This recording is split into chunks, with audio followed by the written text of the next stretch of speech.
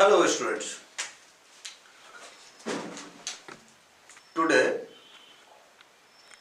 is the fourth class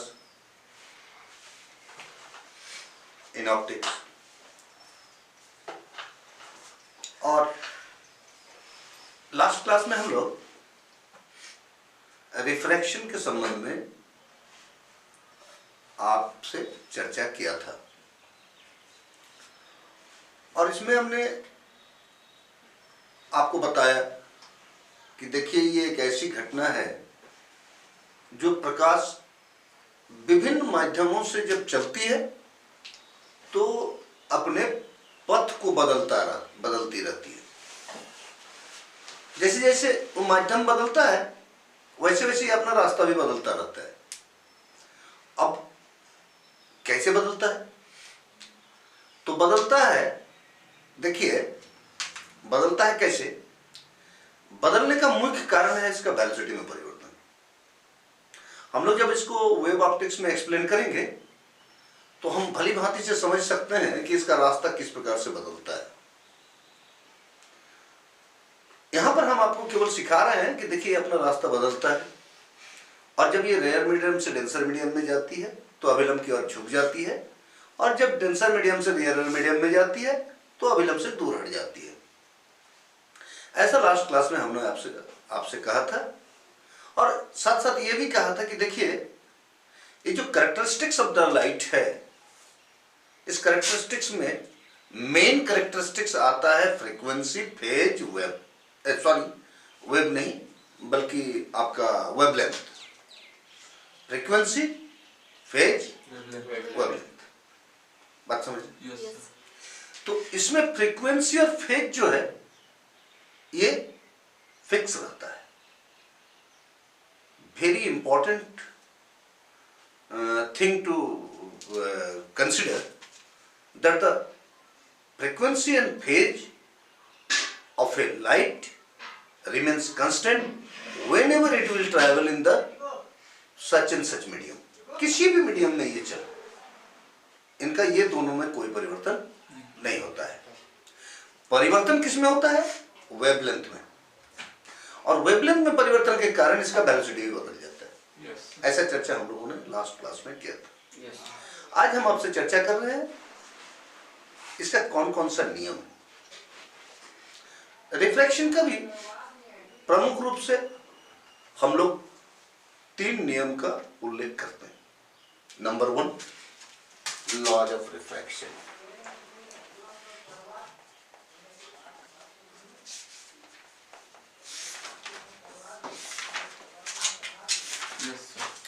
जो बात आपको मैंने बताया कि the phase and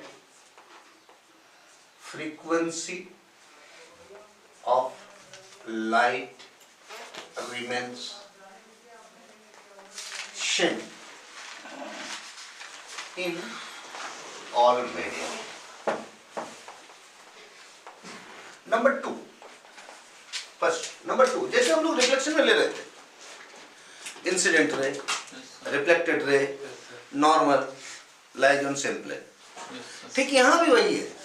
incident ray, refracted ray and normal lies in the same plane, मतलब दोनों समान है। केवल हम वहां रिफ्लेक्टेड रे ले रहे थे, यहां पर हम refracted the incident ray, refracted ray and normal lies in same plane। Number 3, देखिए यहां हम एक नया वर्ड यूज करेंगे जिसे कहते हैं रिफ्रैक्टिव इंडेक्स। क्लास 10 में भी आप लोग इस बात का नाम जरूर सुने होंगे और पढ़ के भी आए होंगे। आइए यहाँ उसके बारे में मैं कुछ बताऊंगा और उसमें देखिएगा जैसे जैसे मैं चलूंगा आपको मुझे लगता है कि क्लियर हो जाएगा कि आखिर रिफ्रैक्टिव इंडेक्स है क्या। बात समझ रहे? मुझे जहाँ तक अनुभव है और बच्चों की जहाँ तक दिक्कत होती है कि रिफ्रैक्टिव इंडेक्स नाम से तो याद कर लेता है लेकिन बेचारा समझने में अक्षम रहता है कि आखिर रिफ्रैक्टिव इंडेक्स है क्या। तो अब मैं कोशिश करूंगा कि आप समझ जाएं कि रिफ्रैक्टिव इंडेक्स क्या है। यहाँ थर्ड लॉ में इस बात को है, वो ये है कि the product of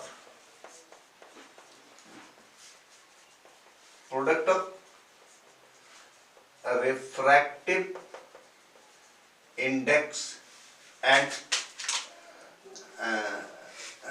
sine of the incident ray, sine of the angle of incident ray remains constant.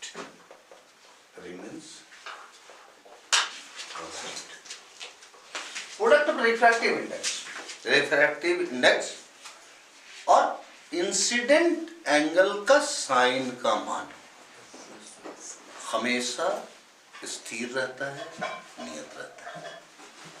बात समझ? आइए हम इसको एक्सप्लेन कर रहे हैं दो मीडियम को लेकर।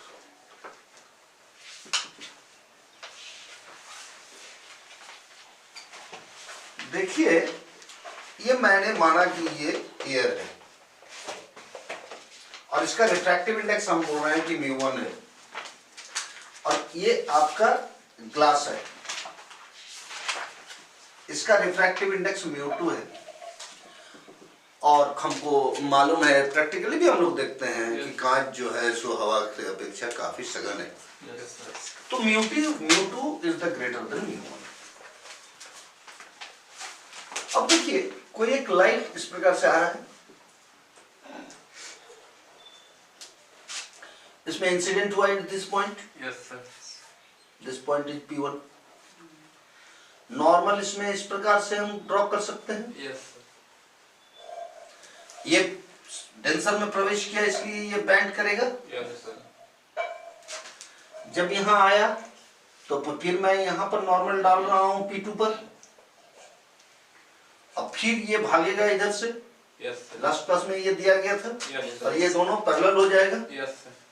अब थोड़ा यहाँ देखें, ध्यान दीजिए, हम बोल रहे हैं ये angle incidence angle, first incident angle I1 है, ये सेकंड इंसिडेंट एंगल R1 है, ये फर्स्ट रिफ्रैक्टेड एंगल R1 है, ये सेकंड इंसिडेंस एंगल I2 है, ये सेकंड रिफ्रैक्टिव एंगल R2 है। अब यदि हम इसको लगाएं तो हमको क्या होगा, μ1 into sine I1 is equal to μ2 into sine I2। देखिए, ये बात हम कर रहे हैं, क्लियर है? अब देखिए, ज्योमेट्रिकली I2 और R1 दोनों समान है ना? तो μ1 into sine I1 will be equal to μ2 into sin R1। आइए इसको थोड़ा सा अरेंज कीजिए। तो sine I1 by sine R1 is equal to μ2 by μ1। कल का क्लास में भी मैंने कहा था कि रिफ्रैक्टिव इंडेक्स इंडिविजुअली कोई भी मीडियम के लिए नहीं है, ये कंपैरेटिव वर्ड है।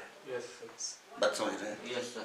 अब ये μ2 by μ1 means refractive index of this medium with respect to this medium. हुआ कि नहीं हुआ? Yes sir. है ना?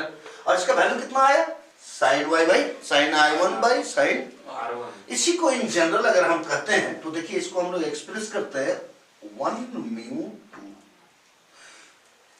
इस बात को ध्यान देना चाहिए, 1 μ2 means the light is coming from the medium 1 and entering into the medium 2. Yes sir. And its refractive index will be μ2 by μ1. Yes sir.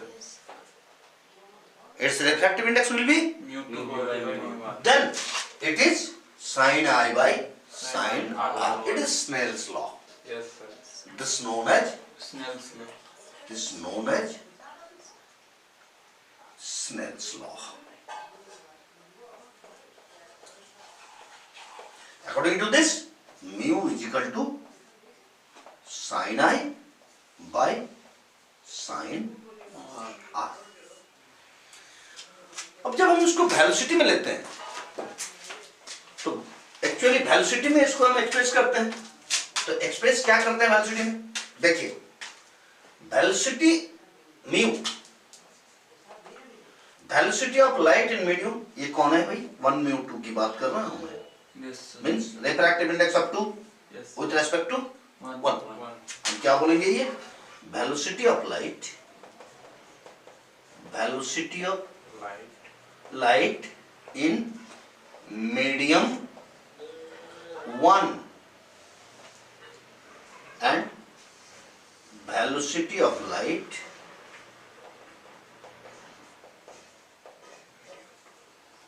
in medium 2। Yes sir। Clear? Yes sir। बात समझ में आया? Yes sir। कोई दिक्कत है इसमें? No sir। नहीं है?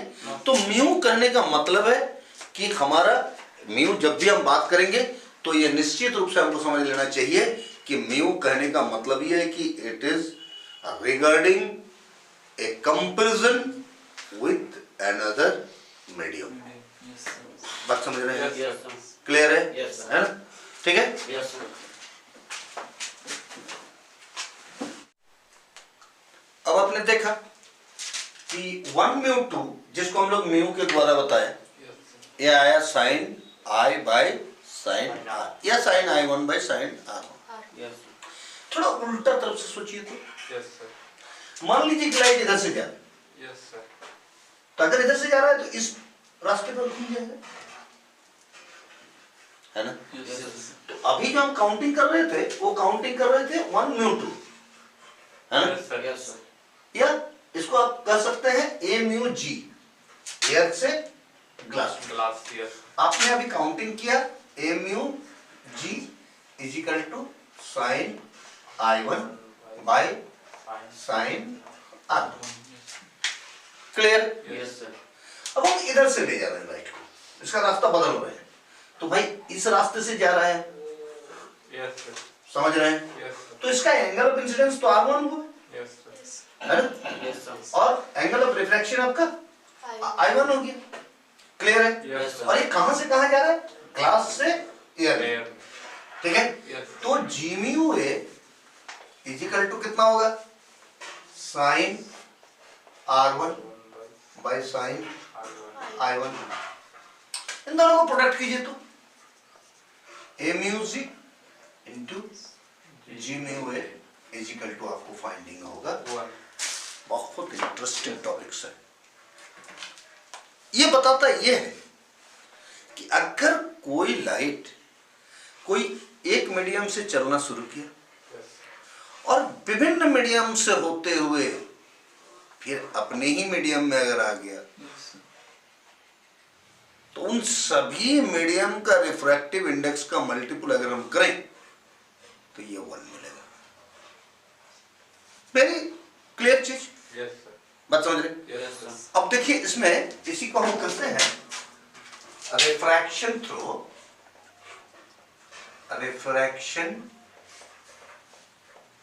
Through multiple medium. देखिए यहाँ एयर है, हमने दिया एयर के बाद ग्लिसरीन, Yes। उसके बाद दिया ग्लास, Yes sir। ठीक, उसके बाद दिया फिर एयर। अब देखिए यहां से आया Yes sir। आपका ये आया हमारा, ये बैंड किया, Yes sir। और बैंड किया।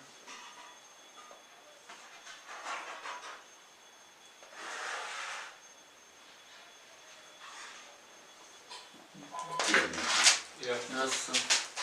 आपके पास क्या आ रहा है? A mu glycerine Yes sir। Into glycerine mu glass Glass। Into glass Mu। Mu A. Yes yes। अब इसका यूज क्या है? इसका यूज है कि अगर हम कुछ माध्यमों का रिफ्रैक्टिव इंडेक्स जानते हैं Yes, sir. तो उसके सहारे कोई उन्हीं के बीच में उसका डायरेक्शन अगर अदल बदल हो जा रहा है Yes, sir. तो उसके रिफ्रैक्टिव इंडेक्स को हम फाइंडिंग कर सकते हैं। क्लियर? Yes. बात समझ रहे हैं? Yes, sir. देखिए, मैं इससे आपको एक न्यूमेरिकल के सहारे बता रहा हूं, देखिए आपको अच्छा लगेगा। आपको अच्छा लगेगा इस न्यूमेरिकल से, अगर आप इसको देखें तो शायद आपको अच्छा लगेगा। इसको